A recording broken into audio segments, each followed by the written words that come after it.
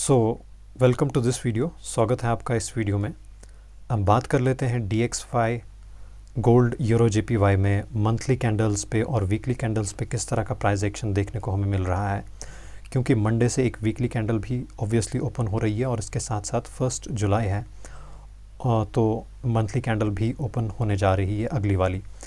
तो अगर हम DXY की मंथली कैंडल की तरफ देखें तो लगभग जो ये ऑर्डर ब्लॉक था, यहाँ से एक रिजेक्शन देखने को मिली जो लगभग मई की कैंडल थी, और जो ये कैंडल क्लोजिंग हुई है, अगर हम वीकली टाइम फ्रेम पे देखें, इस कैंडल की क्लोजिंग इनडिसीजन टाइप है और एग्जैक्टली एक ऑर्डर ब्लॉक से ये इनडिसीजन टाइप कैंडल बनी है, जैसा कि आप यहाँ पे देख सकते हैं इस ऑर्डर ब्लॉक से। तो आने वाला प्राइस एक्शन जो DXY में है वो अंदाज़ा लगा पाना बहुत ज़्यादा मुश्किल है, क्योंकि डाउन साइड से भी एक स्ट्रॉन्ग एक्सपेंशन देखने को मिला है। और अगर डेली पे आप देखें, डेली कैंडल ने ऑर्डर ब्लॉक के अबव क्लोज़ किया है। ये जो ऑर्डर ब्लॉक यहाँ पे आपको दिख रहा है, सो इस ऑर्डर ब्लॉक के अबव क्लोज़ किया है, तो हम इसको एक्सपेक्ट कर सकते हैं कि this will be our IRL यानी इंटरनल रेंज लिक्विडिटी, और this will be our external range liquidity. तो एटलीस्ट मार्केट को यहाँ तक एक्सपेक्ट कर सकते हैं कि इन टू इक्वल हाइज़ को मार्केट स्वीप कर सकता है। इन 2 दिनों की कैंडल की जो वीक की हाइज़ हैं उनको मार्केट टारगेट कर सकता है। और उसके बाद किस तरह का प्राइस एक्शन देखने को मिलेगा कैंडल से, एज आई सेड कि वीकली कैंडल से तो बियरिश ही लग रहा है कि अगली कैंडल जो है वो बियरिश बनेगी, लेकिन just by looking at this momentum तो मार्केट को प्रिडिक्ट कर पाना just by looking at this momentum बहुत ही ज़्यादा मुश्किल है इस टाइम पे। और इसके बाद अगर हम गोल्ड की तरफ देखें तो गोल्ड में जो मंथली कैंडल है वो इनडिसीजन टाइप बनी है as compared to previous candles. तो इसके बाद भी एक डाउन साइड का मोमेंटम ही देखने को मिल सकता है, लेकिन वो आने वाला प्राइस एक्शन ही बताएगा। हम तो सिर्फ प्राइस को प्रिडिक्ट कर सकते हैं बाय लुकिंग एट टेक्निकल्स। और अगर वीकली कैंडल्स की तरफ भी देखें तो जो मोमेंटम है वो स्लो डाउन हो रहा है, कैंडल्स जो हैं वो कॉन्ट्रैक्ट हो रही हैं, एक्सपेंशन जो है वो आहिस्ता आहिस्ता ख़त्म हो रहा है कैंडल्स का।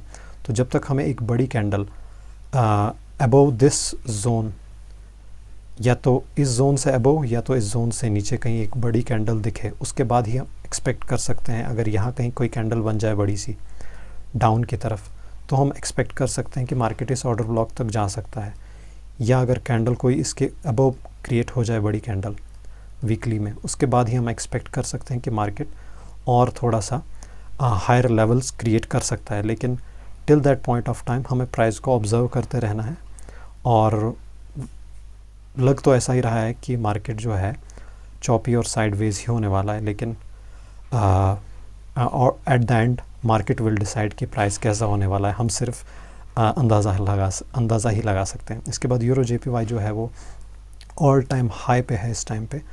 बोथ कैंडल जो हैं वो बुलिश क्लोज़ हुई हैं, मंथली कैंडल भी और वीकली कैंडल भी बुलिश क्लोज़ हुई है। और अगर आवरली टाइम फ्रेम पे प्राइस एक्शन को देखें तो मंडे का जो प्राइस एक्शन था एक बुलिश प्राइस एक्शन था, रिट्रेसमेंट फेयर वैल्यू गैप से हुई।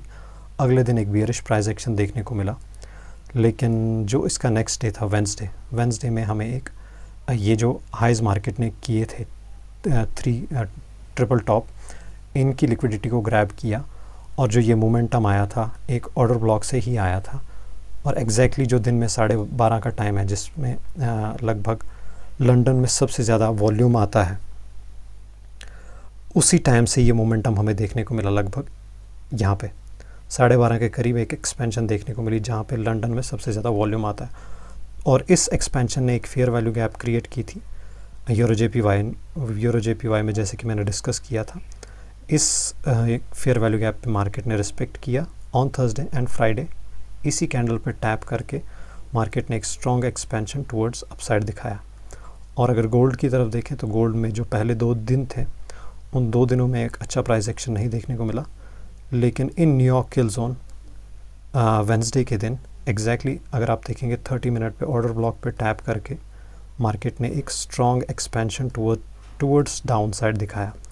और उसके बाद अगले दिन थर्सडे एक एक्सपेंशन टुवर्ड्स अपसाइड देखने को मिली, लेकिन इस एक्सपेंशन में फ्रॉम फेयर वैल्यू गैप इस फेयर वैल्यू गैप पे टैप करके मार्केट ने अच्छा प्राइस एक्शन दिखाया और एक अपसाइड का मोमेंटम देखने को मिला। ऐसे ही DXY में भी एक बुलिश वीक रही हमारी। DXY में मंडे के दिन स्ट्रॉन्ग डाउनसाइड का मूव, लगभग पावर ऑफ 3 का कॉन्सेप्ट ही तरह का ही प्राइस एक्शन था कि एक्यूमुलेशन पहले कुछ घंटे में, उसके बाद मैनिपुलेशन डाउनसाइड का मूव, और अगले कुछ दिन में यानी ट्यूसडे वेंसडे को अपसाइड का मोमेंटम देखने को मिला। और लगभग जो थर्सडे था, थर्सडे के दिन भी exactly from fair value gap, और फेयर वैल्यू गैप के साथ साथ यहाँ पे एक मिटिगेशन ब्लॉक भी अवेलेबल है। तो हाईली कॉन्फ्लुएंस्ड जोन था ये, और फिब भी अगर ड्रॉ करेंगे बॉटम से लेकर टॉप तक तो ये एक हेल्दी रिट्रेसमेंट से ही हमें अपसाइड का एक्सपेंशन देखने को मिला। तो DXY में वीक अच्छी थी। जो भी लोग GBP USD यूरो USD में ट्रेड करते हैं उनको अच्छी अपॉर्चुनिटी मिली होगी। तो इसके बाद अगर हम फॉरेक्स फैक्ट्री की तरफ, इकोनॉमिक कैलेंडर की तरफ देखें तो मंडे के दिन हमारा कैड का बैंक हॉलीडे है, लेकिन हमारी नज़र कैड को छोड़ के ख़ास तौर पर USD पे होनी चाहिए। USD का बैंक हॉलीडे थर्सडे को है। तो इस दिन में सिर्फ यूरो करेंसीज जो हैं लाइक GBP, यूरोप की करेंसी CHF, स्विस डॉलर, उनमें एक अच्छा प्राइस एक्शन देखने को मिल सकता है। बाय द वे वीक के एंड पे NFP न्यूज़ है, वेडनेसडे को भी NFP न्यूज़ है और FOMC न्यूज़ भी है। तो वीक जो है वो बहुत ज़्यादा वॉलेटाइल रहने वाली है।